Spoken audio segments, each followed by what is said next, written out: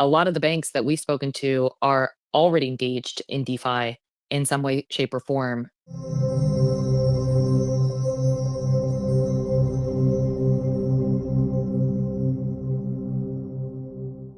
Alrighty, everybody, what is going on? Welcome back to another CYPRX video breakdown. In today's video, we're going to be diving into some fundamentals panel discussions from some of the world's largest universities and institutions, showing you guys that they are 110% fixating their attention on DeFi, which hopefully should encourage you guys to take it upon yourselves to educate yourself further on earning yield on your digital assets. Now, this does not mean you have to go out there and deploy your hard-earned capital or your digital assets into the DeFi ecosystem to take an educational and a mature approach to learning about DeFi, to understanding what a DEX is, what an AMM is, and how to deploy on said platforms. Again, we encourage you guys to educate. That does not mean you have to go out there and expose your hard-earned capital to the DeFi ecosystem.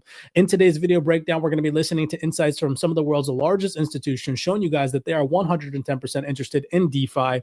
And again, we are here in an attempt just to show you guys that this transformation is happening.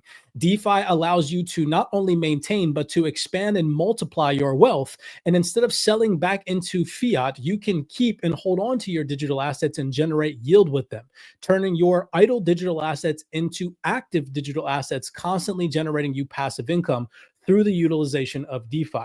So let's dive into today's video breakdown. I have some really good panel discussions and video clips to share with you guys. We're going to start here. I also have a couple of good documents for you guys as well that are going to give you guys some really good insights into what's happening behind the scenes. So this was a post that I put out to you guys just the other day.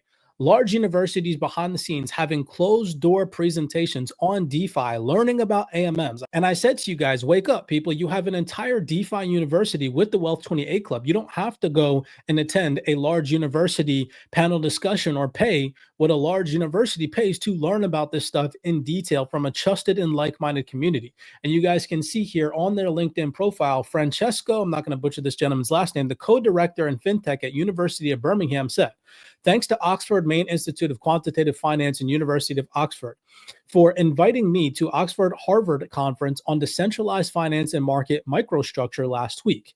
The event provided a fantastic opportunity to explore the rapidly evolving field of DeFi." And you can see them having a discussion. In the background, they are talking about AMMs on their slideshow. And it just, again, goes to show that large universities are, in fact, talking about this stuff.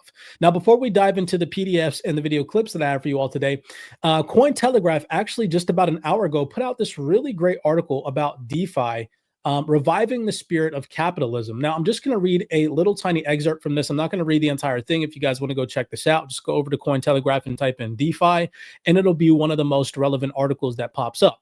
But it says here, many believed capitalism would be forced for innovation and personal freedom. But let's be honest, it hasn't lived up to the hype lately. The big fish in every industry keep gobbling up the little fish, and they've gotten the political clout to set the game board however they like.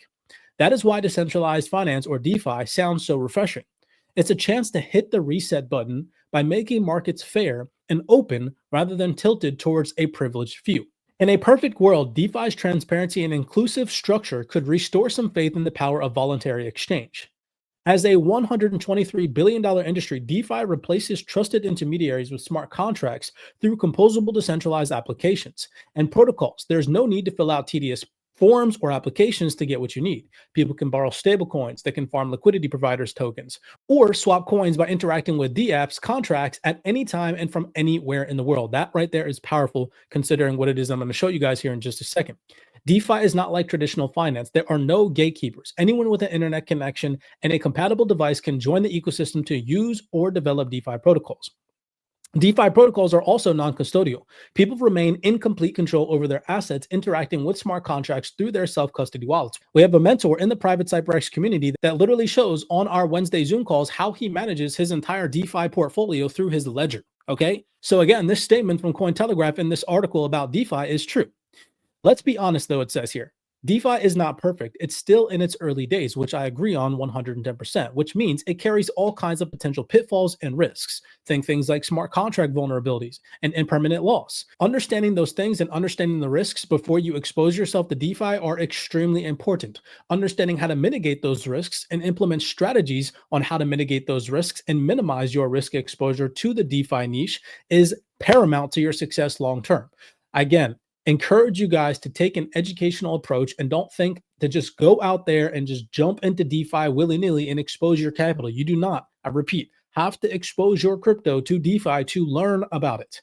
Take an educational approach, just like how these individuals sitting in at this university most likely are sitting in DeFi pools and liquidity pools and earning yield on their assets. They're simply just educating themselves. They're learning about the process. So that way, when they're ready, maybe when regulations are clear or when they're confident enough in their strategies to start deploying in DeFi, they can go do so. And I encourage you guys to do the same things because banks are coming. They are interested in DeFi, and I'm going to show you guys that is to be the case.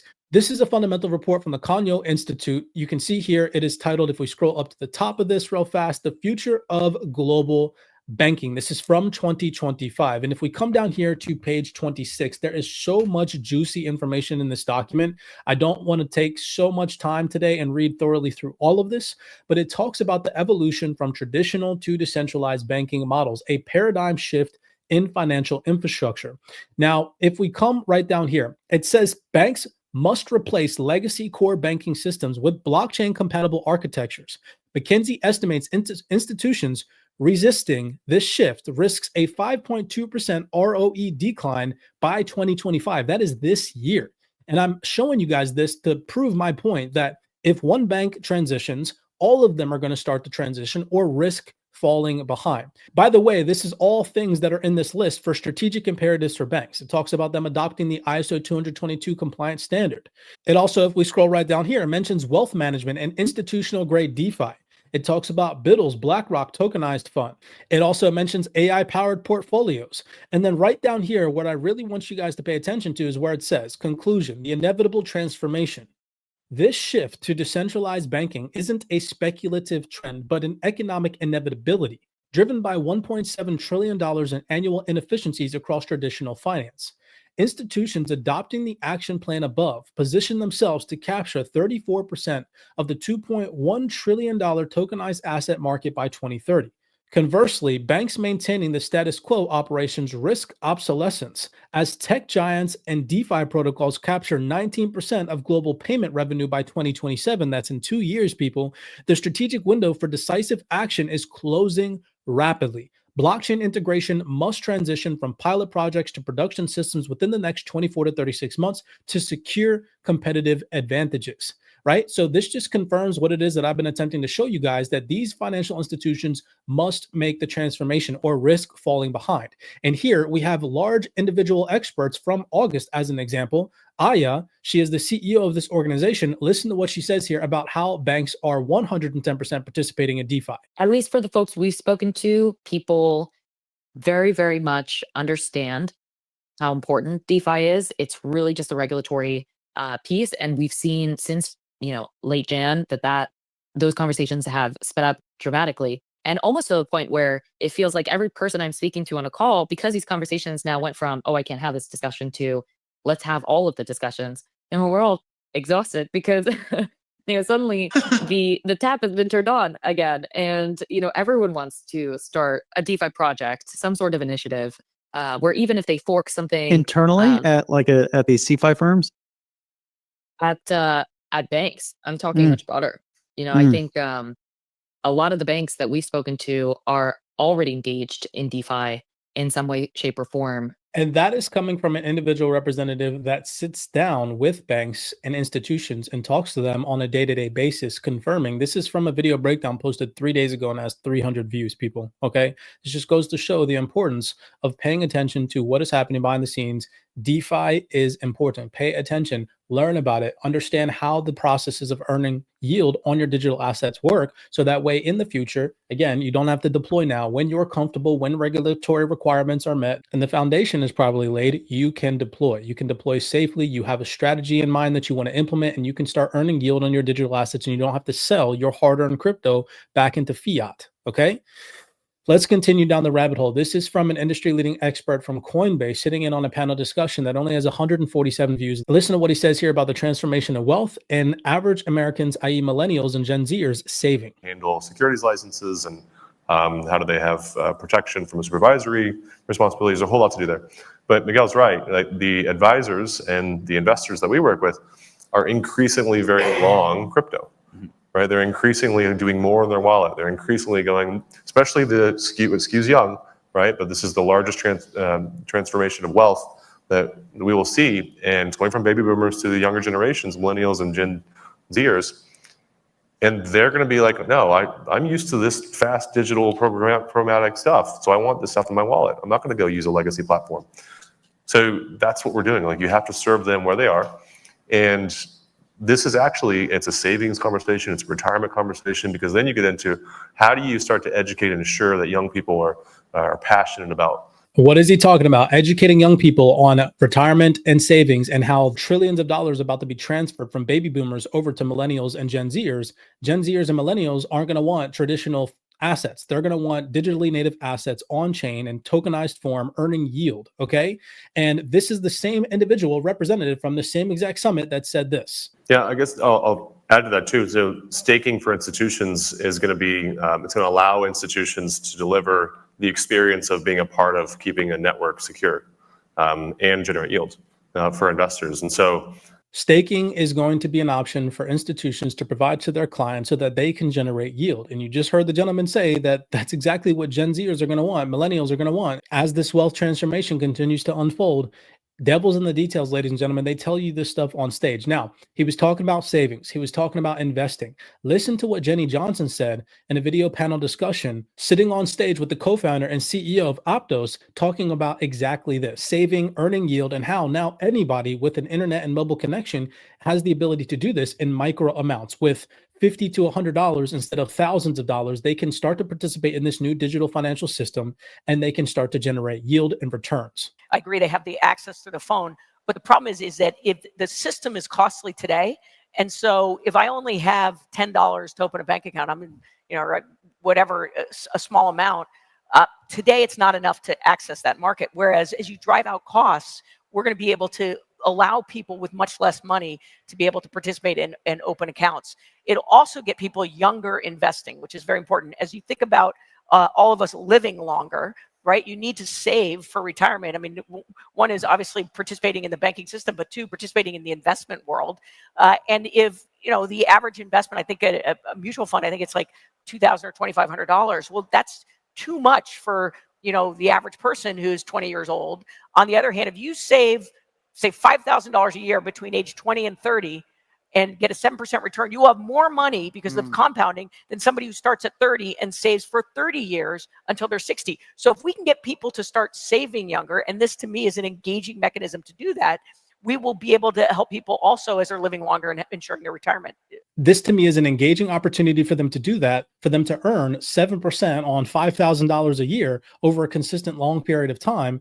And since they're talking about savings, they're talking about this wealth transformation. Do you guys remember what individual representatives from World Liberty Finance were talking about on stage at the Ondo Summit that took place just a couple of days ago? Take a second and listen. Sense, if you will. So the end user doesn't have the same security that they had before, and now they have freedom and usability. And so the goal is that someone at the end of the month that is consuming, right, just consuming their normal stuff, they have a little bit more at the end of the month.